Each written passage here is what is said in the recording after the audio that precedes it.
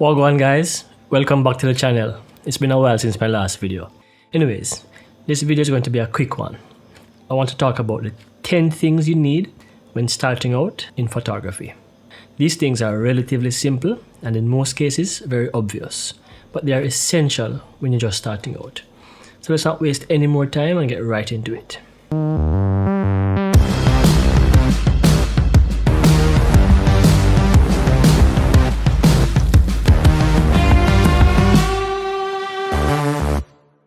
Number 1, passion.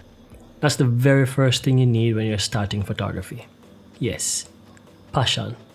You have to be passionate about it. You have to love the process and the art of creating and making images. Without that passion, I promise you that you will quickly lose interest and move to something else that you're more passionate about. If you look around these days, you will see that everybody and them dog getting into photography or getting into the photography business.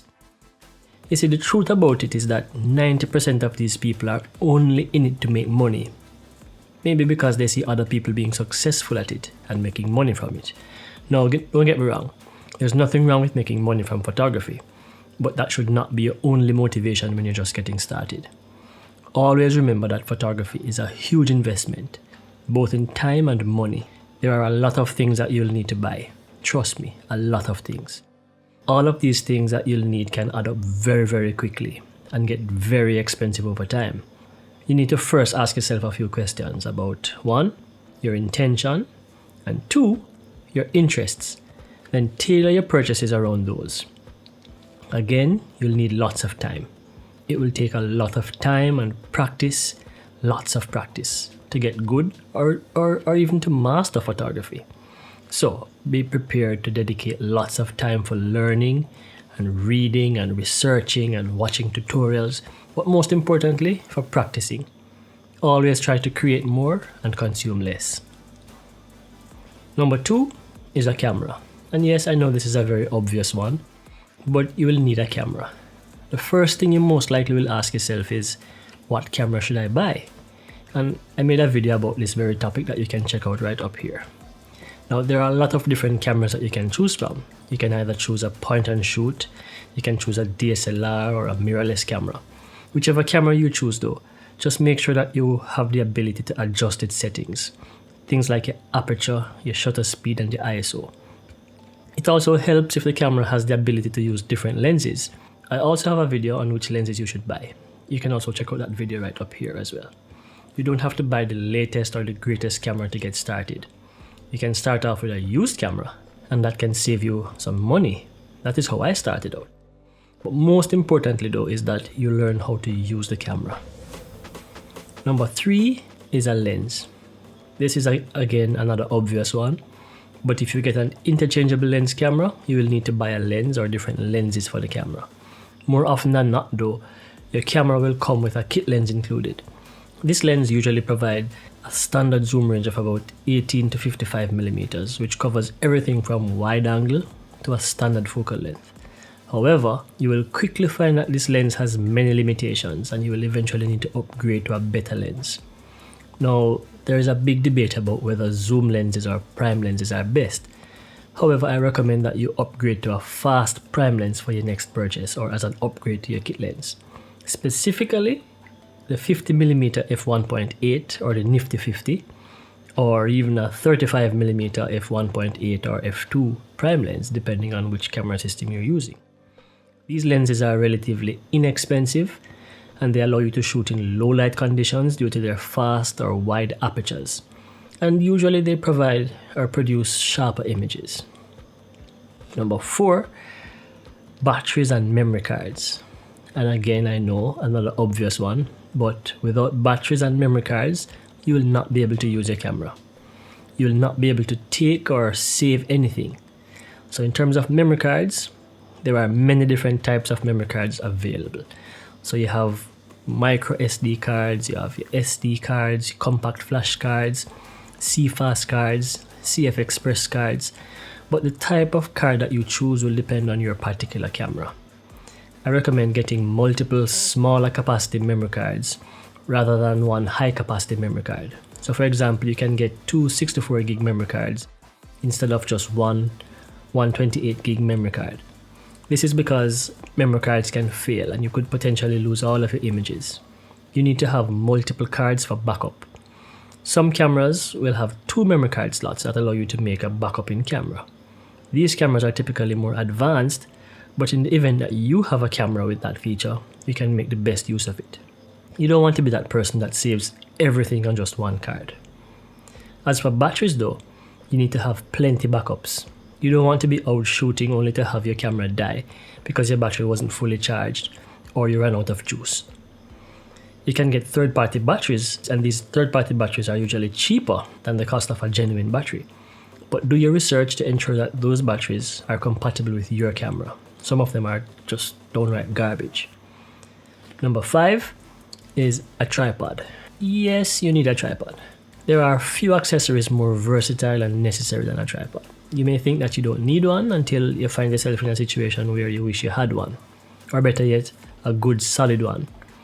Tripods are particularly useful for pretty much everything you can think of, from landscapes, night photography, long exposures, macro, weddings, or even portraits.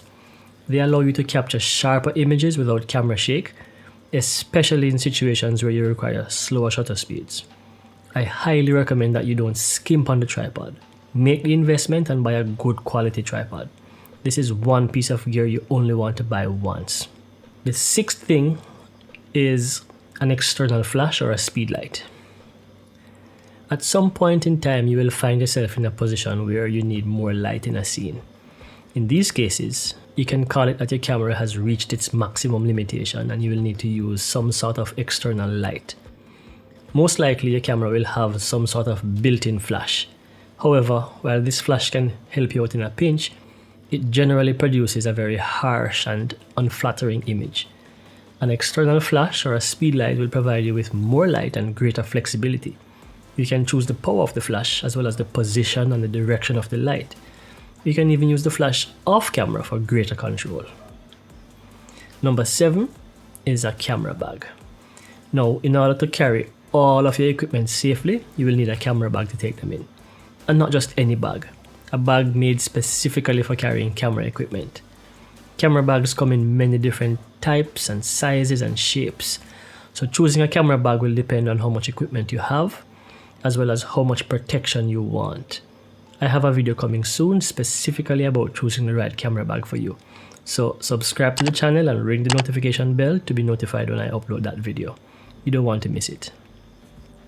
Number 8, you need a computer and some sort of editing software.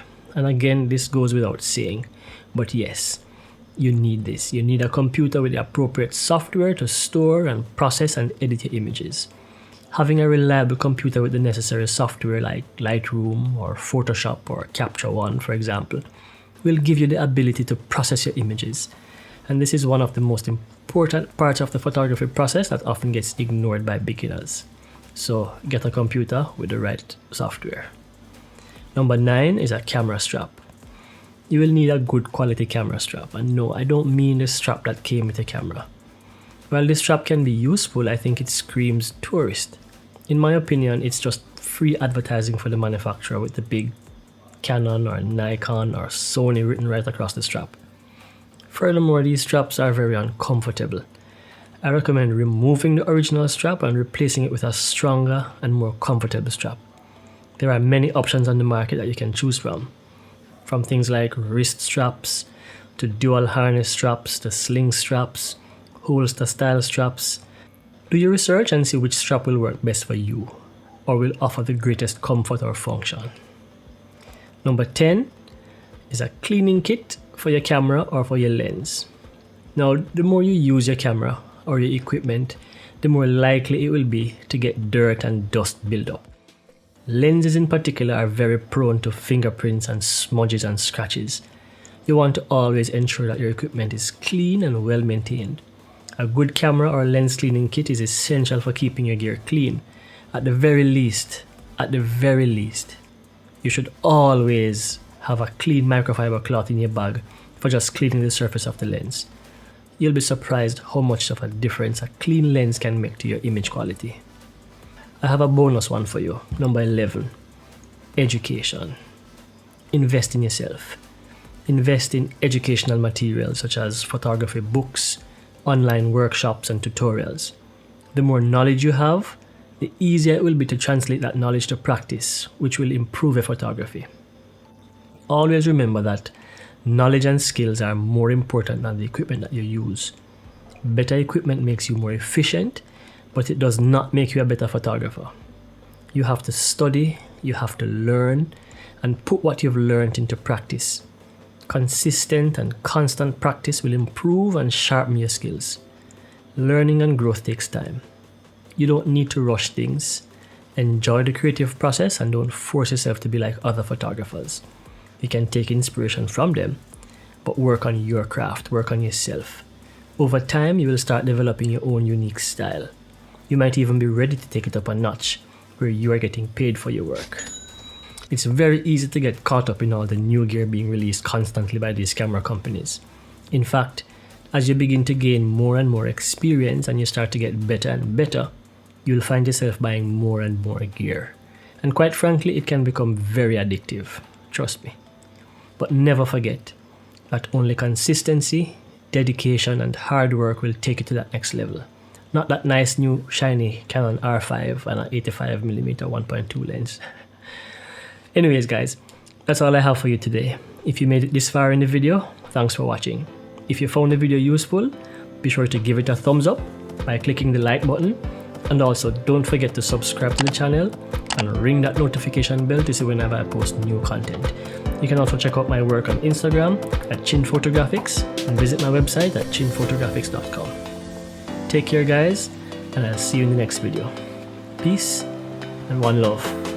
Big up on yourself.